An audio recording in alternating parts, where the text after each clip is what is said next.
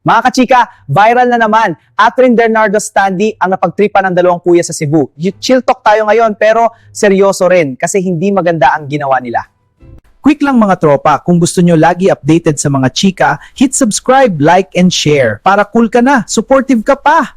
A message from Pinoy Showbiz Chika. Eto si kuya number 1. Arang comedy skit ang peg pero sorry bro, hindi ito funny. Disrespectful siya lalo na sa image ni Catherine. Tingnan nyo, very compromising ang picture. Ang sakit sa mata guys. Kayo na lang ang humusga. Kung ano man yan, this is very disrespectful. Now si kuya number 2. May kung anong pinapahawak dun sa kamay ng standee ni Catherine. Ang off guys.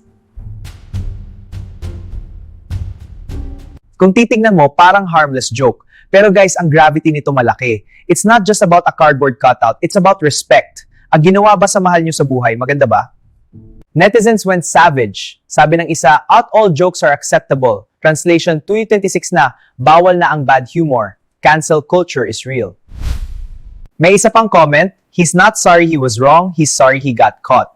Grabe, roasted with 3.9k likes ta. Partner pa ng isa nagsabi, traumatized na daw siya. Guys, online bashing hits hard. Hindi mo alam gaano kabigat mentally. You will really get traumatized if netizens get back at you.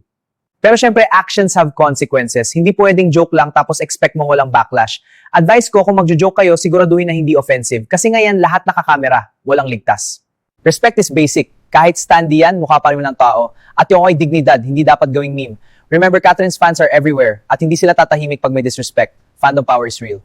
End of the day, respeto pa rin ang panalo. Kaya guys, be mindful. Ang tunay na cool, marunong rumespeto. Yan ang Pinoy Showbiz Chika Wisdom. Hanggang sa muli guys. Quick lang mga tropa, kung gusto nyo lagi updated sa mga chika, hit subscribe, like, and share. Para cool ka na, supportive ka pa. A message from Pinoy Showbiz Chika.